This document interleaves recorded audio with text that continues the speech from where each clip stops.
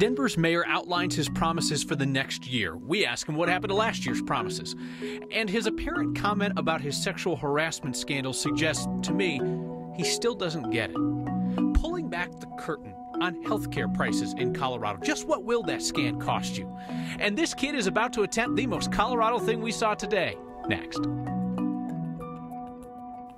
It was not a proud moment when I found myself checking prices online for toilet paper the other day. But the fact is, there is nothing that you can't price check on the internet these days if you want to.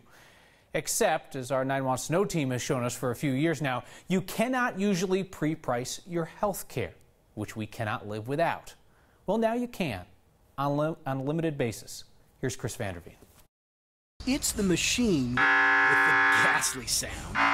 Last year we told you of Tony Carroll's run-in with one of these darn things. I'm on the hook for this. Lutheran Medical Center billed him $5,700 for a brain MRI. When I got the bill, I called them and I said, hey, I just wanted an MRI. I didn't want to buy the machine. When we got involved, Lutheran relented, forgave most of it. But the question remains, are some providers pulling their prices out of their you-know-whats? There isn't necessarily a lot of rhyme or reason to why the prices are different. Gary Frank with the Center for Improving Value in Healthcare Civic says, yeah, seems that way, which is why this new database is so important.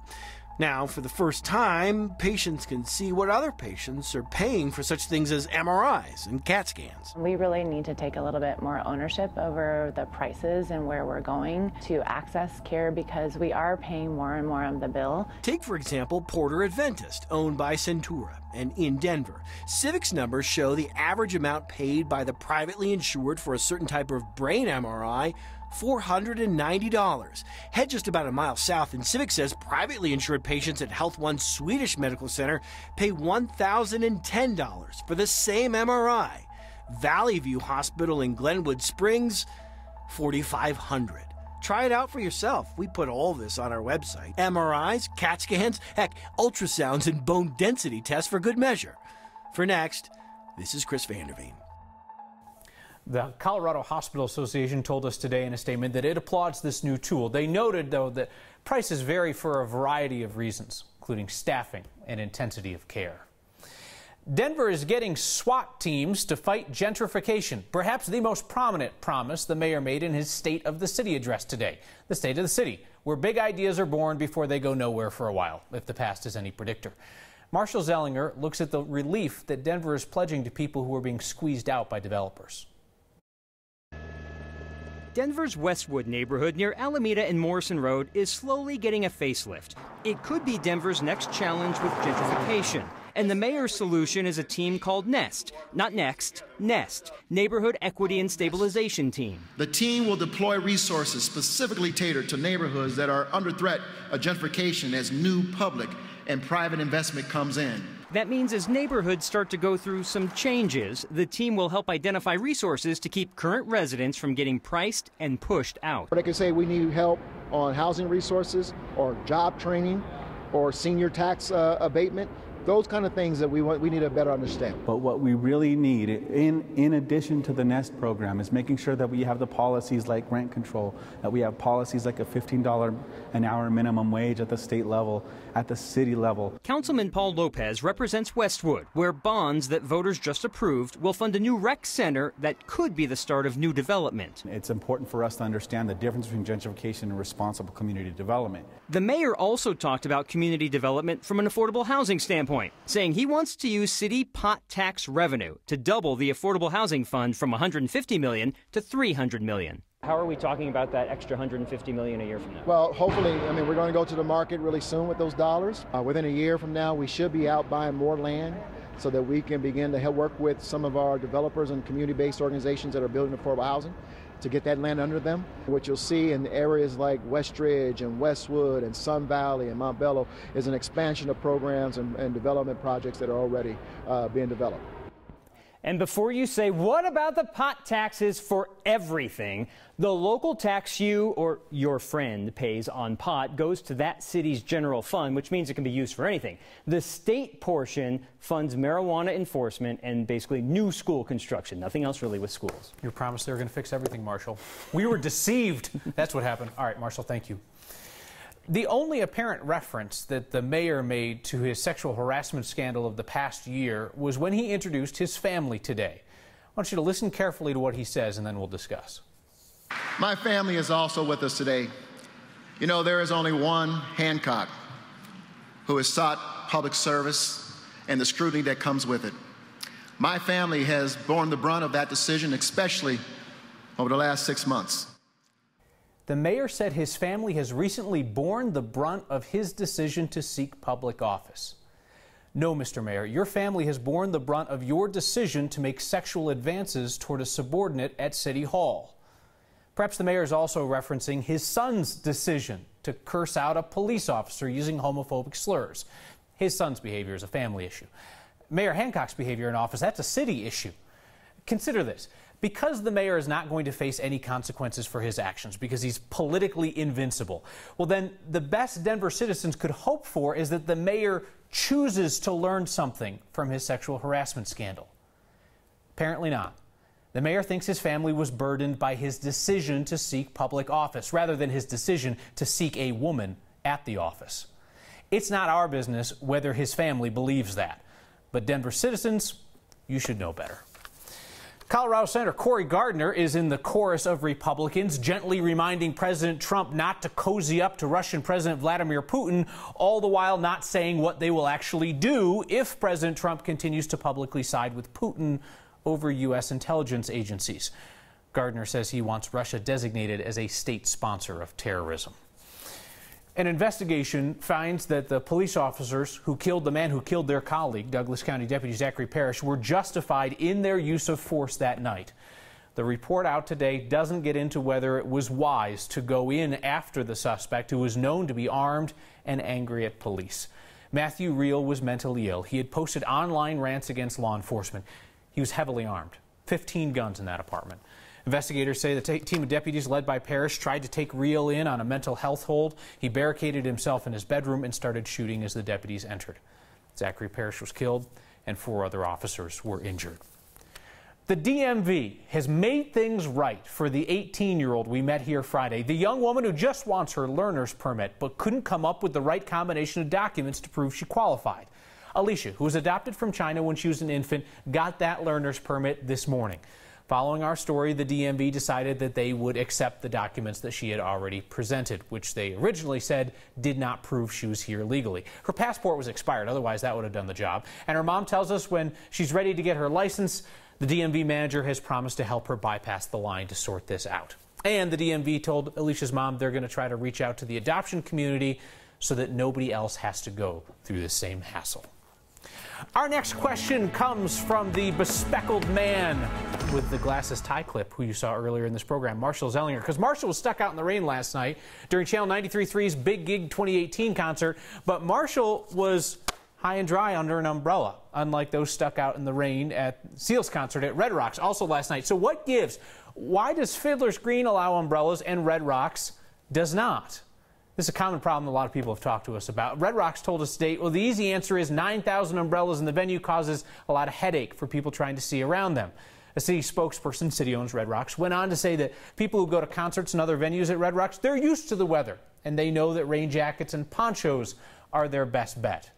For the record, Fiddler's Green has a seating capacity of many more, 17,000 people. They did not get back to us in terms of why they allow umbrellas, but apparently the visibility issue, not that big there. For anybody who's been confused about why you're still hearing Adele Arakawa's voice on the train at the airport after we made such a big deal of getting Kim Christensen's voice on the train, well, we asked DIA about it today, and they said that they're working with Kim and Alan Roach, who gets to keep his voice on the train. They're working with them to find a new time to record. Apparently, it's very complicated because Kim and Alan are very, very busy, important people. It's likely to happen early next month. So DIA says they're getting close to new voices on the train. Don't let your lawn get lazy. It's feeling great today and tomorrow, then it's back to the real heat. And if you've wondered what Denver City Council President actually does, he explains it like this. It's all the influence with none of the authority. That's the job. We'll ask the outgoing City Council President if developers run this town. Next. Hi, welcome back. I'm Kathy Sabin. The weather pattern lately has really been keeping us on our toes. 97 degrees on Saturday. Yesterday, 70s and heavy rain. Today, It looks muggy, like it wants to rain out there, but instead we hit 90 degrees, right where we should be, and very little on the way of radar to show you yet tonight. As a matter of fact, temperatures will be very close to this again tomorrow until the middle part of the week, when that whole moisture plume is pushed westward by building high pressure, and then the threat of heavy rain and flooding will kind of cease over southwestern Colorado, where flash flood watch areas have been expanded. Tomorrow, partly sunny, highs in the upper 80s, about a 30% chance of rain from afternoon thunderstorms. Late tonight, there's still a little area we're watching between Fort Morgan, Sterling, and out toward North Platte, where some strong storms could have damaging wind and hail. Little disturbance coming through late in the day, so about this time tomorrow night, I think a pretty good chance of seeing some rain on the ground here in the city, but not tonight. Maybe a little thunder and lightning out there off to the west, and then we'll drop to 60 with clearing skies. Upper 80s, late day showers and thunderstorms, a little bit of rain coming in with those storms, and then hot highs back in the mid to upper 90s for Wednesday, Thursday, and Friday. Storms back in the forecast Sunday and Monday, along with a chance for more rain. Although those clouds, we'll keep an eye on those for you, Kyle. All right, thank you, Kathy. Denver City Council President Albus Brooks is going to hand the gavel over to Councilman Jolon Clark tonight. Brooks will stay on council, just without the largely ceremonial role of president. His term has ended. He told me today that he is most proud that council came together under his watch to make some incremental improvements in affordable housing. Some of the folks who are struggling the most in our city, we are laser focused on them. And so I feel like we've come up with some great initiatives. We need to do more, but it's been good. When it comes to affordable housing, I get the sense that the city is willing to try just about anything, but doesn't necessarily have the funding to make the impact that you want to have. Yeah. Well, I would say this. We're doubling the housing fund. Hopefully next month we'll be passing it through City Council. But it just takes many sectors to get the kind of macro movement that we need. And so we're excited that we have the largest fund in the state, and we're moving forward. But now we need all the other sectors, developers, nonprofit sector, come on board to work with us. Are we going to look back at this time in Denver and say, developers were running the store, we in the media, we're not doing a good enough job, you in the government, we're not doing a good enough job making sure that the development was checked and that it was sensible and that it benefited most people? That's right. I get that. I'm experiencing it because I live in the midst of it. It's a balance. And what people have to understand is we don't own every single parcel in this city. But there is an overarching theme that we do have. And development, if we're going to have this development and this market surge, that it should pave the way for some of the social issues in our city. And that's why we instituted the linkage fee and things like that. So we are the checks and balances on City Council, and we're trying to do a better job and start to see what are some of the issues that the community does not like. Do developers need to be paying more in order to lift up the rest of the city, or do you feel like we've reached that equilibrium now? Oh, that's a big debate. I think there is more that needs to be invested, but more than anything, there needs to be a vision for what we want to become. It can't just be your building. It has to be the entire city. My full conversation with Albus Brooks is on the next YouTube page. There, we discuss the impact of Denver's so-called sanctuary city policies and whether he plans to run for mayor someday.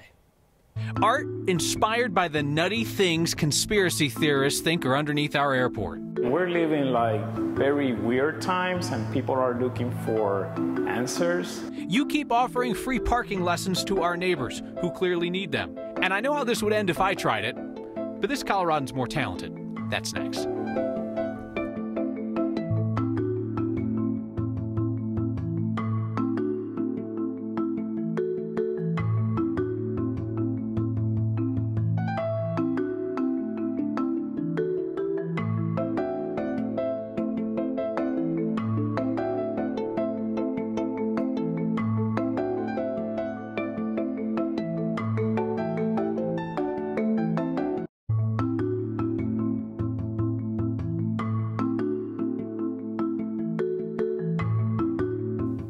I'll say it again. The airport is not a secret Illuminati hideout. It is not like there are aliens peering out from every corner of DIA, though an artist imagines that they are. In his exhibit, Illuminati DIA, our Tom Cole took his camera for a closer look.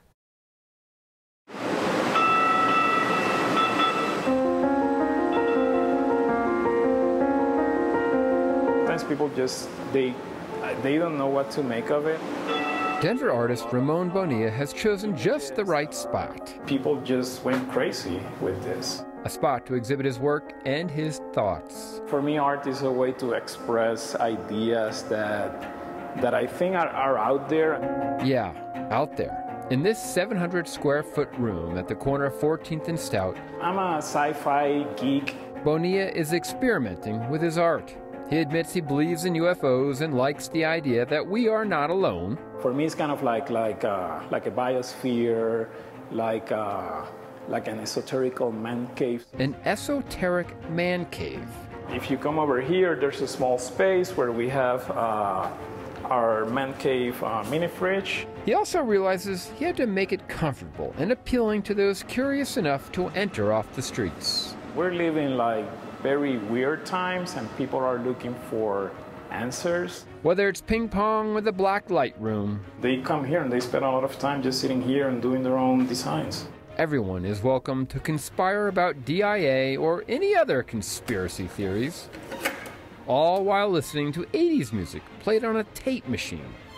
And what would an Illuminati exhibit be without a conspiracy of its own? We have a phantom toilet, and it's part of the mystery of the building. We don't know who's flushing the toilet. For next, I'm Tom Cole. Ramon's exhibit will be on display Wednesdays through Saturdays through July 27th. It's at Understudy, which is beneath the Colorado Convention Center light rail stop, an underground installation. Interesting. My email inbox suggests a couple of you spent the weekend hunting for photos for our hit news segment. You've crossed a line. You ever park in one of those special spots where you have to drive your wheels up and over the bump to kind of lock it in? No, because there's no such thing. That's a curb. It means you're supposed to stop. Don't do this. Thomas Jackson spotted a neighbor who crossed a line in Fort Collins. Keep sending us the photos of parking jobs that make you smile or frown. Email next@9news.com or get our attention with the hashtag HeyNext. The most Colorado thing I saw today is a bit of a mystery. I think it has to do with core strength, which explains why I don't understand. That's next.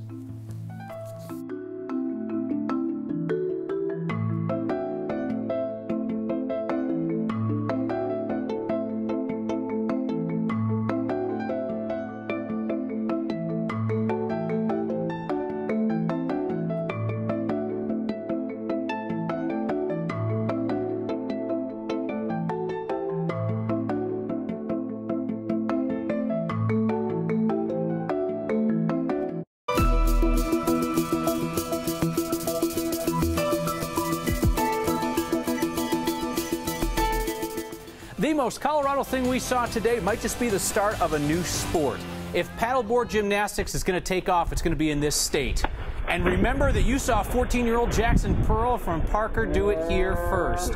He nailed a backflip on a paddleboard at a state park. Look at that. That is wild. That's crazy. I don't know how you do that. I also don't know how many tries it took him. His mother tells us he just does backflips wherever they go on vacation, which probably confused a lot of people at Mount Rushmore. We had heavy competition for the most Colorado thing we've seen today because this turtle extending her family at Wash Park could have been it. It's not so much the turtle, Jeannie Dillon pointed out to us, it's the fact that people put caution tape around the turtle at Wash Park to protect it. How fantastic is that? We love our wildlife, and that could also be the most Colorado thing we saw today. We finished with your feedback, and lots of it, about my comments about the mayor, suggesting that his family has borne the brunt of his decision to get into public service, as opposed to his misbehavior while in office with a subordinate. Kevin says, thank you, Kyle, for your blunt honesty about civic leaders. They work for you, and they should be honest and accountable. And then Ed says, all right, we get the picture. You don't like the mayor. Move on. Actually, Ed, I do like the mayor. He's a really nice guy. If you've ever met him, he's pretty impossible not to like. That said, we don't give passes around here to people that we like personally, nor do we go after somebody just because we don't get along with them personally. It's not how the game is played. See you next time.